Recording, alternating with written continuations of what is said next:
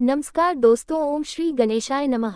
शांताकारं भुजंग सनम पदम नाव सुदेश विश्वाधार गगन सदृश मेघ वर्णम शुभांग लक्ष्मीकांतम कमल नयनम योगी भी ध्यान गम्यम वंदे विष्णु भवहरम सर्वलोकैकनाथम मंगलम भगवान विष्णु मंगलम गणोध्वज मंगलम पुंडरीकाक्ष मंगला तनो हरि ओम नमो भगवते वासुदेवाय। आज का दिन आप सभी के लिए मंगलमय हो। आइए सुनते हैं अश्विन मास कथा का 22वां अध्याय। भगवान श्री कृष्ण ने उद्धव जी से आगे कहा, प्रिय उद्धव, जब पुरुष दोष दर्शन के कारण कर्मों से उद्विग्न और विरक्त हो जाए तब जितेंद्रिय होकर वह योग में स्थित हो जाए और अभ्यास आत्मा अनुसंधान के द्वारा अपना मन मुझ परमात्मा में निश्चल रूप से धारण करे। जब स्थिर करते समय मन चंचल होकर इधर उधर भटकने लगे तब झटपट बड़ी सावधानी से उसे मनाकर समझा बुझाकर फुसलाकर अपने वश में कर ले। इंद्रियों और प्राणों को अपने वश में रखे और मन को एक क्षण के लिए भी स्वतंत्र न छोड़े। उसकी एक एक चाल एक एक हरकत को देखता रहे। इस प्रकार सत्व संपन्न बुद्धि के द्वारा धीरे धीरे मन को अपने वश में कर लेना चाहिए। जैसे सवार घोड़े को अपने वश में करते समय उसे अपने मनोभाव की पहचान कराना चाहता है, अपनी इच्छा के अनुसार उसे चलाना चाहता है और बार बार फुसलाकर उसे अपने वश में कर लेता है, वैसे ही मन को फुसलाकर उसे मीठी मठी बातें सुनाकर वश में कर लेना भी परम योग है। सांख्य शास्त्र में प्रकृति से लेकर शरीर पर्यंत सृष्टि का जो कर्म बतलाया गया है उसके अनुसार सृष्टि चिंतन करना चाहिए और जिस क्रम से शरीर आदि का प्रकृति में लय बताया गया है उस प्रकार लय चिंतन करना चाहिए। ये क्रम तब तक जारी रखना चाहिए जब तक मन शांत स्थिर न हो जाए। जो पुरुष संसार से विरक्त हो गया है और जिसे संसार के पदार्थों में दुख बुद्धि हो गई है वह अपने गुरुजनों के उपदेश को फली भांति समझकर बार बार अपने स्वरूप के चिंतन में संलग्न रहता है। इस अभ्यास से बहुत शीघ्र उसका मन अपनी वह चंचलता छोड़ देता है जो अनामा शरीर आदि में आत्मबुद्धि करने से हुई है। यम नियम आसन प्राणायाम प्रत्याहार धारणा ध्यान समाधि आदि योग मार्गों से वस्तु तत्व का निरीक्षण परीक्षण करने वाली आत्मविद्या से तथा मेरी प्रतिमा की उपासना से अर्थात कर्म योग ज्ञान योग और भक्ति योग से मन परमात्मा का चिंतन करने लगता है और कोई उपाय नहीं है। उद्धव जी, वैसे तो योगी कभी कोई निंद कर्म करता ही नहीं, परंतु यदि कभी उससे प्रमादवश कोई अपराध बन जाए तो योग के द्वारा ही उस पाप को जला डालेगा। चंद्रायन आदि दूसरे प्रायश्चित कभी ना करे। अपने अपने अधिकार में जो निष्ठा है वही गुण कहा गया है। इस गुण दोष और विधि निषेध के विधान से यही तात्पर्य निकलता है कि किसी प्रकार विष शक्ति का परित्याग हो जाए, क्योंकि कर्म तो जन्म से ही अशुद्ध है, अनर्थ के मूल है। शास्त्र का तात्पर्य उसका नियंत्रण नियम ही है। जहाँ तक हो सके प्रवृत्ति का संकोच ही करना चाहिए। जो साधक समस्त कर्मों से विरक्त हो गया हो, उनमें दुख बुद्धि रखता हो, मेरी लीला कथा के प्रति श्रद्धालु हो और यह भी जानता हो कि सभी भोग और भोग वासना का स्वरूप है, किंतु इतना सब जानकर भी जो उनके परित्याग में समर्थ ना हो, उसे चाहिए कि उन भोगों को तो भोग ले पर उन्हें सच्चे हृदय से दुखजनक समझे और मन ही मन उनकी निंदा करे तथा उसे अपना दुर्भाग्य ही समझे। साथ ही इस विधा की स्थिति से छुटकारा पाने के लिए श्रद्धा दृढ़ निश्चय और प्रेम से मेरा भजन करे। इस प्रकार मेरे बतलाए हुए भक्ति योग के द्वारा निरंतर मेरा भजन करने से मैं उस साधक के हृदय में आकर बैठ जाता हूँ और मेरे विराजमान होते ही उसके हृदय की सारी वासना अपने संस्कारों के साथ नष्ट हो जाती है। इस तरह जब उसे मुझ सर्वात्मक हो जाता है तब तो उसके हृदय की गांठ टूट जाती है, उसके सारे संशय छिन्न भिन्न हो जाते हैं और कर्म वासना सर्वथा छीन हो जाती है। इसी से जो योगी मेरी भक्ति से युक्त और मेरे चिंतन में मग्न रहता है उसके लिए ज्ञान अथवा वैराग्य की आवश्यकता नहीं होती। उसका कल्याण तो प्रायः मेरी भक्ति के द्वारा ही हो जाती है। कर्म तपस्या ज्ञान वैराग्य योगाभ्यास दान धर्म और दूसरे कल्याण साधनों से जो कुछ स्वर्ग अपवर्ग मेरा परमधाम अथवा कोई भी वस्तु प्राप्त होती है वह सब मेरा भक्त मेरी भक्ति योग के प्रभाव से ही यदि चाहे तो अनायास प्राप्त कर लेता है। मेरे अनन्य प्रेमी एवं धैर्यवान साधु भक्त स्वयं तो कुछ चाहते ही नहीं, यदि मैं उन्हें देना चाहता हूँ और देता भी हूँ तो भी दूसरी वस्तुओं की तो बात ही क्या, वे केवल ये मोक्ष भी नहीं लेना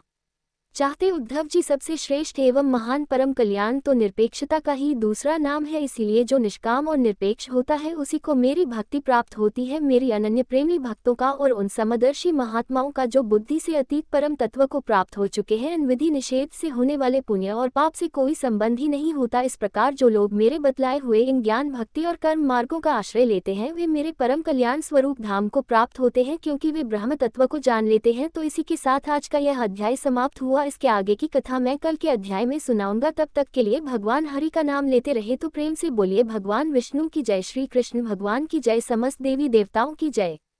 धन्यवाद।